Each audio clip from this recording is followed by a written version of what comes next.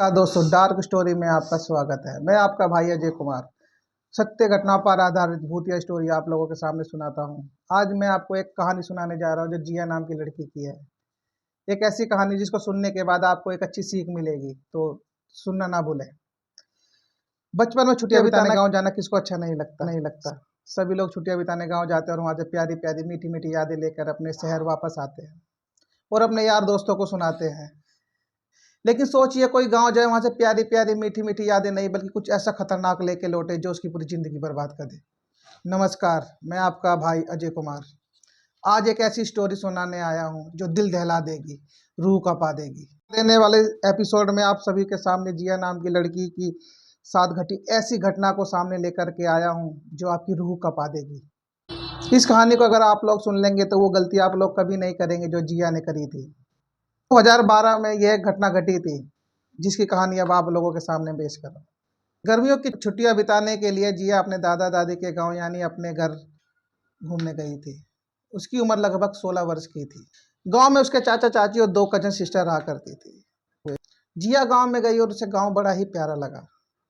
गांव में उसे बहुत ही अच्छा मजा आने लगा। वो रात को खाना खाने के बाद अपनी बहनों के साथ खेतों में टहलने जाया करती थी। टहलते टहलते 9-10 बज जाया करते थे। वो जिया अपनी बहनों के साथ वापस घर आ जाया करती थी।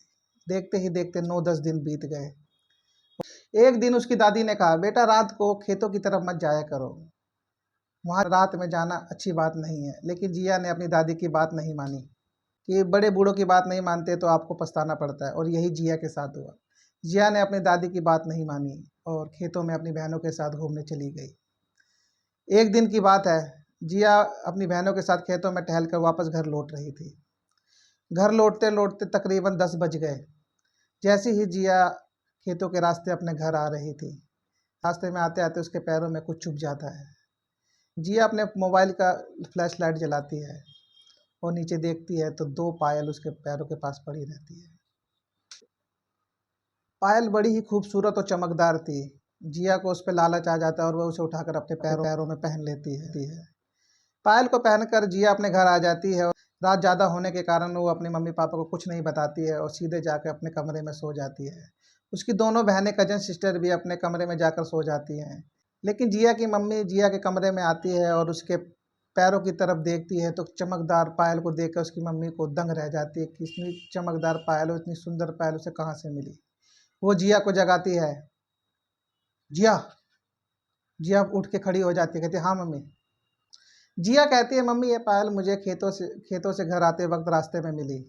तो उसकी मम्मी ने उसके पैरों से वो पायल निकाल कर मेज पर रख के वापस चली गई। लेकिन जिया बेखबर थी, उससे खतरे का अंदाजा बिल्कुल भी नहीं था। वो भूल चुकी थी कि उसने कितनी बड़ी गलती कर दी थी और उसके साथ जिंदगी में ऐसी घटना घटने वाली थी जिसका उसको अंदाजा भी नहीं था।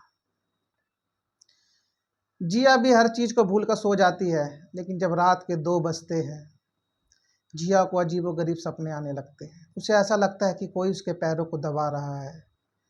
वो नींद में इतनी तेज चिल्लाती है। जिया को ऐसा लगता है कि उसके घर में कुछ जोर से कोई चीज़ गिरी और उसकी आंखें खुलती हैं।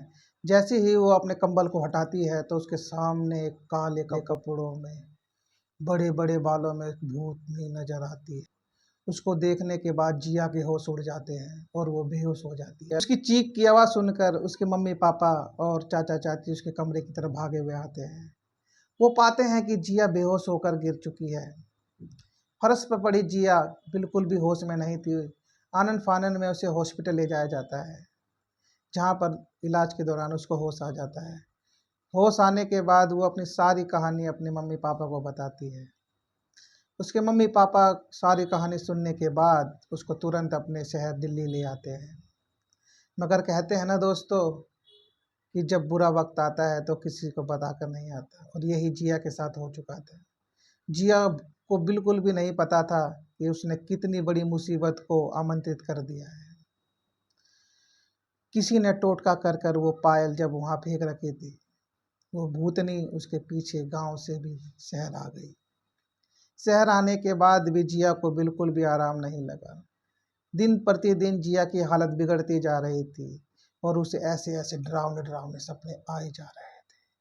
कभी लगता उसे कि कोई उसका गला दबा रहा है, कभी लगता कि कोई उसकी टांग खींच रहा है, कभी लंबे बालों वाली चुड़ैल उसके सामने आ जाती है, कभी घूमती हुई आंखें उसको डराती है।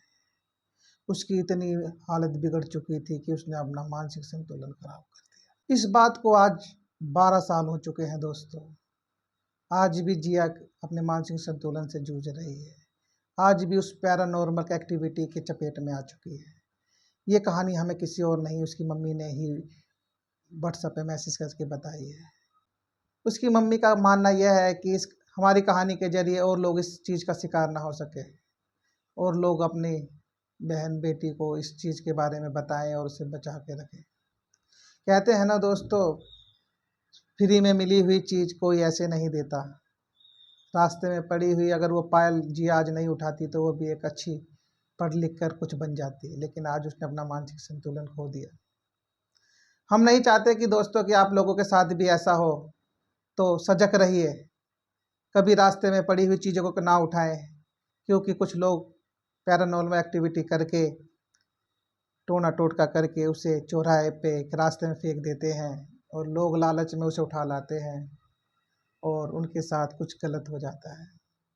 तो सतर्क रहें और अपने बच्चों को भी समझाएं कि रास्ते में कोई पड़ी हुई चीज़ ना उठाएं। तो हमारे चैनल डार्क स्टोरी को सब्सक्राइब कीजिए, बेल का आइकन को दबाना ना भूलें। आप लोगों को स्टोरी कैसे लगी हमें कमेंट करके ज़रूर बताएं। हमारे चैनल को सब्सक्राइब करना ना भूलें, बेल आइकन ज़रूर दबाएं ताकि इस तरह की स्टोरी आप लोगों तक पहुंचती रहे और भविष्य में आप लोगों को परेशानी ना झेलनी पड़े।